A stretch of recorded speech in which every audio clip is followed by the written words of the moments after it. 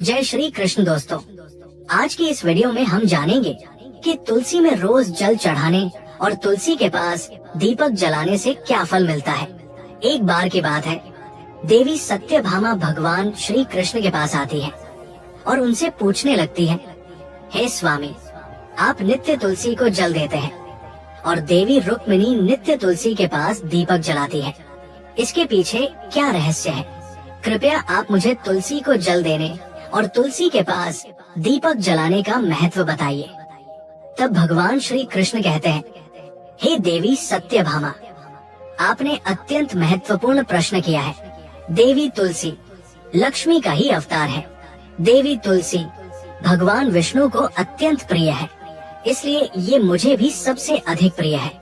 मासों में कार्तिक और वनस्पतियों में मुझे तुलसी सबसे अधिक प्रिय है। जो भी मनुष्य तुलसी को जल देता है, उस पर मेरी कृपा सदैव बनी रहती है। जो भी मुझे तुलसी पत्र डालकर भोग चढ़ाता है, मैं उसे प्रेम से स्वीकार करता हूँ। तुलसी पत्र के बिना मैं किसी भी प्रकार का भोग स्वीकार नहीं करता हूँ। हे देवी, अब मैं तुम्हें तुलसी को जल देने और तुलसी के पास दीपक जलाने का महत्व सुनाता हूँ। आप इस कथा को ध्यान से सुनो। जो भी स्त्री या पुरुष इस कथा को ध्यान से पूरा सुनती या सुनता है, वो स्त्री सदा सुहागन और पुरुष सदा सुखी एवं वैभवशाली जीवन व्यतीत करता है। उसके घर में सुख समृद्धि आती है और दरिद्रता का नाश होता है। तब देवी सत्यभामा कहती है, हे प्रभु, मैं इस कथा को ध्यान से पूरा सुनूंगी। कृपया आप मुझसे वो कथा कहिए। तब भगवान श्री कृष्ण देवी सत्यभामा को वो कथा सुनाने लगते हैं और भगवान श्री कृष्ण कहते हैं, हे देवी, मगध देश में श्याम शर्मा नाम का एक वैश्य अपनी पत्नी के साथ रहा करता था। वैश्य के पास किसी चीज की कोई कमी नहीं थी। ईश्वर की कृपा से उसके पास सब प्रकार के सुख ऐश्वर्य थे, किंतु उस वैश्य की कोई संतान नहीं थी, जिस कारण से वो सदैव ही दुखी रहा करता था। उसे एक वैद्य ने संतान प्राप्ति के लिए कई उपाय बताए। उसने दान, धर्म, पूजा पाठ किया। अनेक प्रकार के वैद्य भी बुलाए, उनसे नाना प्रकार के उपचार भी किया, किंतु फिर भी उसे कोई संतान नहीं हो रही थी। फिर एक दिन वो वैश्य महामुनि वशिष्ठ जी से मिलने के लिए उनके आश्रम पर जाता है। जब वो मुनि वशिष्ठ के आश्रम पर पहुंचता है, तो मुनि वशिष्ठ श्याम शर्मा का स्वागत करते हैं और कुशल मंगल पूछते हैं। तब वो श्याम शर्मा मुनि वशिष्ठ जी से कहता है, हे मुनिवर, मैं अत्यंत दुखी हूँ। मेरी कोई संतान नहीं है और संतान के बिना मेरा उद्धार कैसे होगा। मैंने संतान प्राप्ति के लिए अनेक प्रकार के उपाय भी किए, किंतु मुझे संतान नहीं हो रही है। कृपया आप ही बताइए कि मुझे किस कारण से संतान की प्राप्ति नहीं हो रही है। क्या मुझसे जाने अनजाने में कोई पाप हुआ है? तब मुनि वशिष्ठ जी अपनी दिव्य दृष्टि से श्याम शर्मा के पूर्व जन्म के बारे में जान लेते हैं और कहते हैं, हे वत्स, पिछले जन्म में तुम्हारे द्वारा घोर पाप हो गया था। इस कारण से तुम्हें इस जन्म में संतान सुख प्राप्त नहीं हो रहा है। तब श्याम शर्मा कहता है, हे मुनिवर, कृपया मुझे बताइए कि पिछले जन्म में मुझसे कौन सा पाप हुआ था और उस पाप से मुक्त होने के लिए मुझे कौन सा उपाय करना चाहिए। तब वशिष्ठ जी कहते हैं, हे वत्स, पिछले जन्म में तुमने जो अपराध किया था उसके विषय में सुनो। पिछले जन्म में तुम एक अहंकारी वैश्य थे और तुम्हारा जन्म एक धनवान कुटुंब में हुआ था। तुमने पिछले जन्म में एक गाय को अत्यंत दुख दिया था। एक दिन एक गाय भूख और प्यास से व्याकुल होकर तुम्हारे द्वार पर आई थी, किंतु तुमने उस गाय को ना रोटी खिलाई, ना चारा खिलाया और ना ही उसे जल पान कराया। तुमने बड़ी ही निर्दयता से उस गाय को अपमानित करके अपने द्वार से भगा दिया।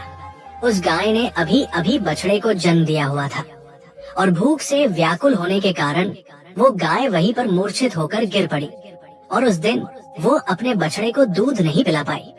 इसलिए उस गाय ने तुम्हें श्राप दे दिया था।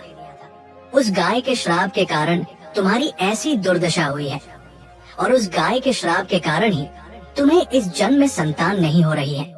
वशिष्ठ जी की बात सुनकर उस श्याम शर्मा को बड़ा दुख हुआ और वो स्वयं को कोसते हुए कहने लगा, ये मैंने क्या किया? एक बेचारी दुखी गौ माता की सेवा नहीं की।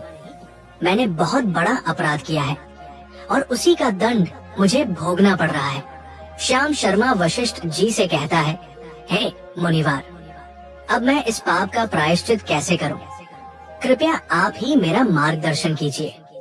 मैंने जो पाप किया है उससे मुक्ति का कोई तो उपाय अवश्य होगा। मैं अपना सब कुछ देकर उस पाप का प्रायश्चित करूंगा। कृपया आप ही कोई उपाय बताइए कि मुझे संतान प्राप्ति कैसे हो सकती है, क्योंकि शास्त्र कहते हैं पुत्र के बिना मनुष्य का उद्धार नहीं हो सकता। तब मुनि वशिष्ठ जी कहते हैं, हे वत्स, इस पाप का एक ही उपाय है। तुम पुत्र प्राप्ति के लिए पुत्रेष्टि यज्ञ करो। इसी यज्ञ के फल स्वरूप तुम्हें संतान की प्राप्ति होगी। इस यज्ञ को संपन्न करके तुम ब्राह्मणों को भोजन कराओ, वस्त्र और गाय का दान करो, तभी तुम्हें इस पाप से मुक्ति मिलेगी। तब श्याम शर्मा वशिष्ठ जी को धन्यवाद देते हुए कहता है, हे मुनिवार, आपका बहुत बहुत धन्यवाद। मैं आपके कहे अनुसार अवश्य ही पुत्रेष्टि यज्ञ करूंगा और ब्राह्मणों को गायों का दान करूंगा। इतना कहकर वो शीघ्रता से अपने घर पर लौट आता है और अपनी पत्नी को सारी हकीकत सुनता है। फिर वे दोनों ही पुत्रेष्टि यज्ञ की तैयारी करते हैं और अनेक ऋषि मुनियों को निमंत्रण देकर वो पुत्रेष्टि यज्ञ संपन्न करता है और उन ऋषि मुनियों तथा ब्राह्मणों को गाय का दान करता है। यज्ञ के संपन्न होने के पश्चात यज्ञ की आग से अग्निदेव प्रकट होते हैं और श्याम शर्मा से कहते हैं, हे वत्स, आज तुम्हारा यज्ञ सफल हुआ है और तुमने पुत्र प्राप्ति के लिए ही यज्ञ किया था, इसीलिए तुम्हें मेरी कृपा से एक पुत्र की प्राप्ति होगी। किंतु तुम्हारे पुत्र की आयु केवल 18 वर्ष की ही होगी और 18 वर्ष समाप्त हो जाने के पश्चात तुम्हारे पुत्र की मृत्यु हो जाएगी। इतना कहकर अग्निदेव अंतर्ध्यान हो जाते हैं। पुत्रेष्टि यज्ञ करके और अग्निदेव से पुत्र का वरदान प्राप्त करके वो श्याम शर्मा बहुत प्रसन्न तो हुआ, किंतु उसे बड़ा दुख भी हुआ। श्याम शर्मा ने सोचा, पुत्र न होने से तो अच्छा है कि कम आयु वाला पुत्र ही ठीक है। फिर वो पहले की तरह अपने कार्य में लगा रहा। कुछ ही दिनों के पश्चात उसकी पत्नी ने गर्भ धारण किया और श्याम शर्मा ने पुत्र के जन्म से पूर्व किए जाने वाले सभी संस्कार किए और फिर उसे एक अत्यंत सुंदर पुत्र की प्राप्ति हुई। वो बालक बड़ा ही तेजस्वी दिखाई पड़ रहा था। श्याम शर्मा ने पुत्र के जन्म के बाद किए जाने वाले भी सभी संस्कार किए और पुत्र को गुरुकुल में शिक्षा प्रदान करने के लिए भेज दिया। श्याम शर्मा का पुत्र जैसे जैसे बड़ा होने लगा, श्याम शर्मा को बहुत अधिक चिंता सताने लगी। फिर जब उसका पुत्र 16 वर्ष का हुआ तो श्याम शर्मा की पत्नी ने उससे कहा, अब हमें अपने पुत्र का विवाह कर देना चाहिए। हमारा पुत्र अब विवाह के योग्य हो गया है। श्याम शर्मा ने कहा, हे प्रिय, विधि के विधान के अनुसार हमारे पुत्र की आयु केवल 18 वर्ष की ही है। 18 वर्ष के पश्चात हमारे पुत्र की मृत्यु हो जाएगी, इसलिए हमें इसका विवाह करके किसी कन्या के जीवन को बर्बाद नहीं करना चाहिए। वो तो 2 वर्षों बाद विधवा हो जाएगी, फिर उसे जीवन में अनेक कष्ट सहन करने पड़ेंगे। लेकिन श्याम शर्मा की पत्नी नहीं मानी। वो अपने पुत्र का विवाह होता देखना चाहती थी। श्याम शर्मा की पत्नी कहती है, हे नाथ, कुछ भी हो, मैं अपने पुत्र को अविवाहित मरते हुए नहीं देख सकती। हमारे पास किस चीज की कमी है? हमारी पुत्र वधू इस संपत्ति को प्राप्त करके सुखी जीवन जी सकती है। इसलिए अब आप संकोच ना करें और हमारे पुत्र के लिए सुंदर कन्या की खोज करें। अपनी पत्नी के मन के आगे श्याम शर्मा की एक ना चली और फिर वो पुत्र के विवाह के लिए मान गया। फिर उसने पास ही के नगर में रहने वाले एक अत्यंत गरीब वैश्य की पुत्री के साथ अपने पुत्र का विवाह संपन्न किया। श्याम शर्मा की बहू का नाम सुभद्रा था। वो अत्यंत गुणवान, चरित्रवान और पतिव्रता नारी थी। वो अपने पति के मृत्यु की बात को नहीं जानती थी। सुभद्रा नित्य अपने सास, ससुर और अपने पति की सेवा करने लगी। वो सभी के साथ बड़े प्रेम से रहती और कभी किसी की आज्ञा का उल्लंघन नहीं करती थी। उसने अपनी मधुर वाणी और कार्यकुशलता से सभी के मन को जीत लिया था। इस प्रकार से 2 साल बीत गए और फिर वो समय निकट आ गया जब श्याम शर्मा के पुत्र की मृत्यु होने वाली थी। श्याम शर्मा को बड़ा भय लगने लगा। फिर एक दिन उसने अपनी बहू को बुलाया और उससे क्षमा मांगते हुए कहने लगा, हे बेटी, तुम मुझे क्षमा कर देना, मैंने तुम्हारे साथ बहुत बड़ा अन्याय किया है। बहू ने कहा, हे ससुर जी, आप ऐसा क्यों कह रहे हैं? आप मुझसे क्षमा मांगकर मुझे लज्जित ना कीजिए। मैं आपसे छोटी हूँ, आपकी पुत्री के समान हूँ। कृपया आप संकोच ना करते हुए आपके मन में जो भी बात है वो कहिए। मैं आपकी आज्ञा का पालन अवश्य करूंगी। फिर श्याम शर्मा कहने लगा, हे पुत्री, तुम कल्याणी हो, तुम एक महान पतिव्रता हो, किंतु मेरे पुत्र के साथ तुम्हारा विवाह होने से पूर्व मैंने तुमसे एक बात छुपाई है। हमें पुत्र की प्राप्ति पुत्रेष्टि यज्ञ करने के बाद हुई थी और अग्नि देव ने हमें ये कहते हुए पुत्र प्राप्ति का आशीर्वाद दिया था कि हमारे पुत्र की आयु केवल 18 वर्ष की होगी। 18 वर्ष के बाद हमारे पुत्र की मृत्यु हो जाएगी। अपने ससुर की बात सुनकर सुभद्रा ने कहा, हे ससुर जी, बस इतनी सी बात, आप चिंता न कीजिए। मैं आपको वचन देती हूँ कि आपकी पुत्र वधू कभी विधवा नहीं होगी। आपके पुत्र के प्राणों की रक्षा में करूंगी। आप बस मुझे एक दीपक, एक जल का घड़ा और एक गाय लाकर दीजिए। मेरे पति के प्राणों की रक्षा इन्हीं से होगी। सुभद्रा की बात सुनकर श्याम शर्मा को बड़ा आनंद हुआ और वो कहने लगा, हे बहू, जैसी तुम्हारी इच्छा, मैं तुम्हें वो सब चीज लाकर देता हूँ। इतना कहकर श्याम शर्मा ने अपनी बहू को वो तीनों चीज लाकर दी। फिर जब वो दिन निकट आ गया जिस दिन सुभद्रा के पति की मृत्यु होने वाली थी, उस दिन सुभद्रा ने सुबह उठते ही तुलसी को जल चढ़ाया और उसे प्रणाम करते हुए तुलसी के पौधे पर एक चुनरी बांध दी और तुलसी माता से प्रार्थना की, हे तुलसी माँ, मैं आपको चुनरी चढ़ा रही हूँ, कृपया अब तुम ही मेरे सुहाग की रक्षा करना। फिर सुबह के समय यमराज का एक दूत श्याम शर्मा के पुत्र के प्राण लेने के लिए उसके घर पर आ गया।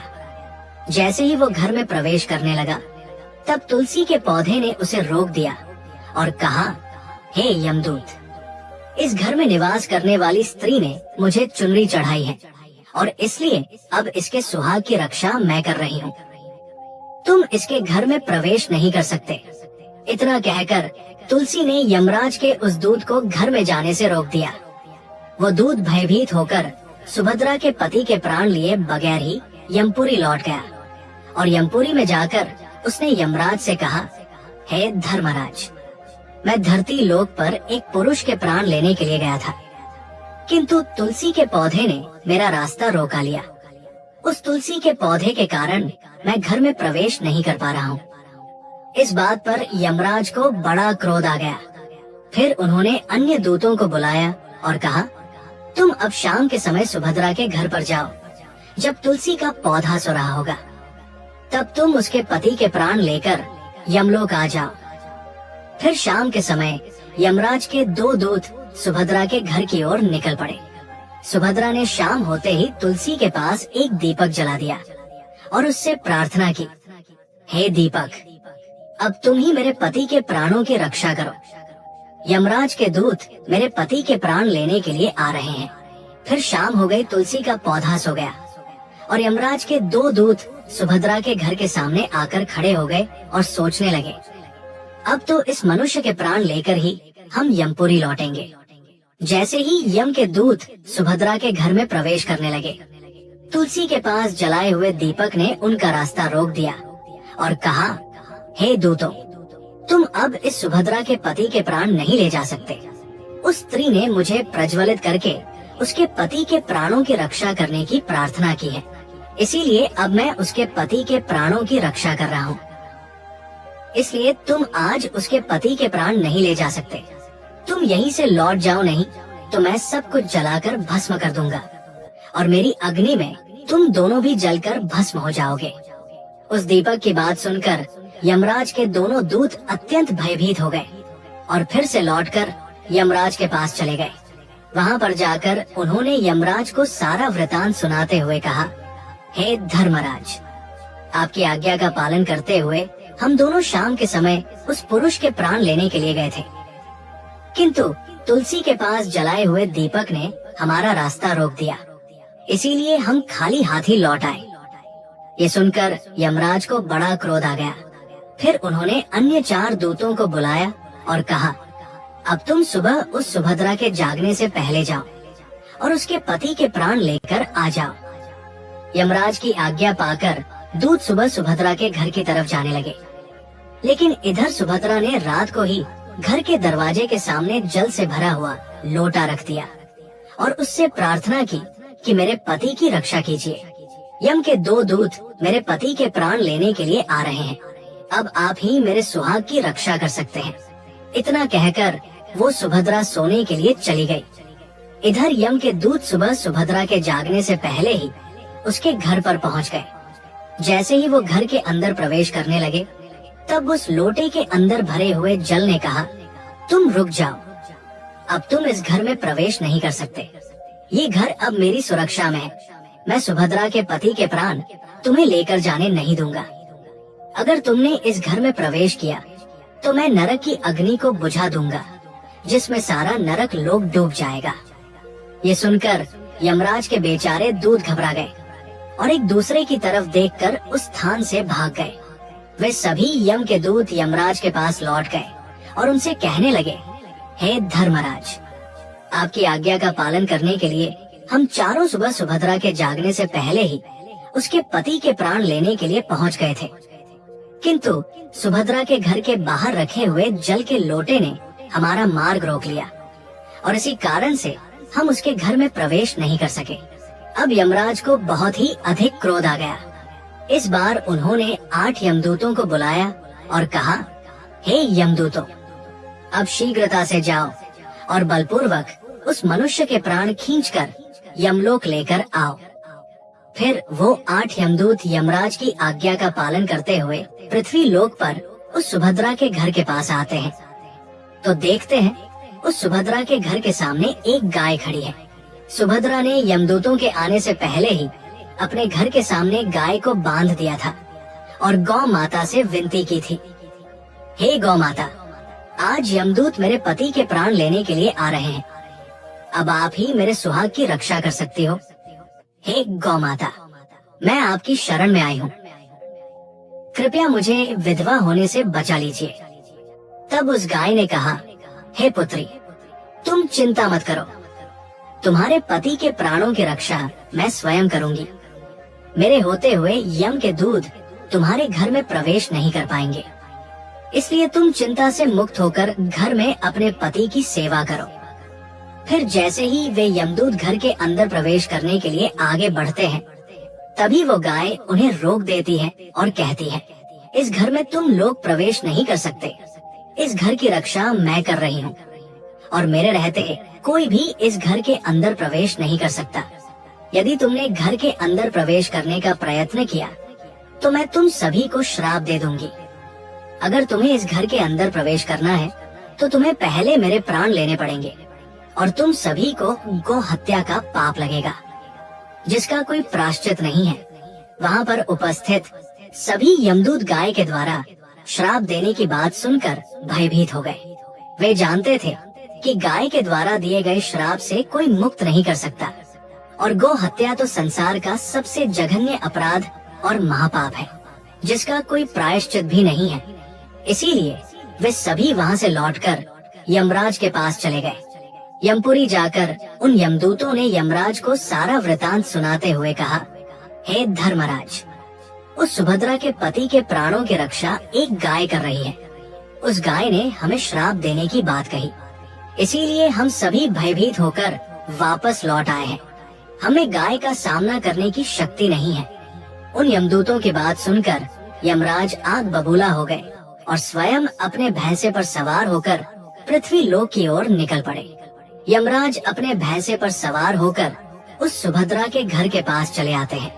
यमराज को अपने घर के सामने खड़ा हुआ देखकर सुभद्रा भयभीत हो जाती है और जल्दी से आकर यमराज के चरण स्पर्श करके उन्हें नमस्कार करती है और उनकी स्तुति करने लगती है। हे धर्मराज, आप तो तीनों लोकों के प्राणियों पर कृपा करने वाले महान देवता है। इस संसार के समस्त प्राणियों के पाप और पुण्य का लेखा जोखा आप अपने पास रखते हैं। इसलिए है न्याय के देवता धर्मराज, मैं सत्य और धर्म का पालन करने वाली पतिव्रता स्त्री हूँ। मैं आपको बारंबार नमस्कार करती हूँ। कृपया मुझे आशीर्वाद दीजिए। सुभद्रा के द्वारा की गई स्तुति से यमराज अत्यंत प्रसन्न होते हैं और उसे अनजाने में ही सदा सुहागन रहो ऐसा कहकर आशीर्वाद देते हैं। फिर जब यमराज सुभद्रा के पति के प्राण ले जाने के लिए आगे बढ़ते हैं तो सुभद्रा कहती है, हे धर्मराज, आपने अभी मुझे सदा सुहागन रहने का आशीर्वाद दिया है और अब आप मेरे पति के प्राण लेने जा रहे हैं। इससे तो आपका आशीर्वाद झूठा साबित हो जाएगा। ये सुनकर धर्मराज रुक जाते हैं और सुभद्रा की ओर देखकर मुस्कुराने लगते हैं। सुभद्रा के निर्मल हृदय और अपने पति के प्रति समर्पण भाव को देखकर यमराज अत्यंत प्रसन्न होते हैं और सुभद्रा की ओर देखकर यमराज कहते हैं, हे पुत्री, आज तुमने साक्षात मृत्यु को ही पराजित किया है। मैं तुम्हारे पतिव्रत धर्म से अत्यंत प्रसन्न हूँ। अब मैं तुम्हारे पति के प्राण छोड़ देता हूँ। तुम्हारी जो भी मनोकामना है वो मुझसे मांग लो। तब सुभद्रा ने कहा, हे धर्मराज, मैं अपने पति के लिए 100 वर्ष की आयु मांगती हूँ। मेरे लिए मेरे पति ही परमेश्वर है और मैं अपने पति को छोड़कर जीवित नहीं रह सकती। इसलिए आप मुझे यही वरदान दीजिए। तब यमराज प्रसन्न होकर कहते हैं, तथास्तु। और आगे कहते हैं, हे कल्याणी, आज से जो भी स्त्री अपने घर के सामने तुलसी का पौधा लगाती है, तुलसी के पास शाम को दीपक जलाती है, और जिस घर के सामने गाय बंधी होती है, और जो स्त्री अपने घर के सामने जल का लोटा रखती है, उसके घर में कभी मेरे दूत प्रवेश नहीं करेंगे। इतना कहकर यमराज उस स्थान से अंतर्ध्यान हो जाते हैं।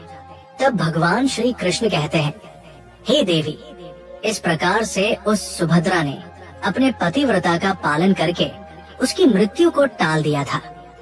इसीलिए जो भी स्त्री अपने घर के सामने तुलसी का पौधा लगाती है, रोज शाम को तुलसी के पास दीपक जलाती है, उसके घर में मृत्यु प्रवेश नहीं करती है। जिस घर के सामने गाय बंधी होती है, उस घर में कभी दुख और दरिद्रता नहीं आती है। जो स्त्री अपने घर के सामने जल से भरा हुआ लोटा रखती है, उसके घर में कभी शोक नहीं होता है। तो दोस्तों, इस प्रकार से भगवान श्री कृष्ण ने देवी सत्यभामा को तुलसी के पास दीपक जलाने का महत्व सुनाया।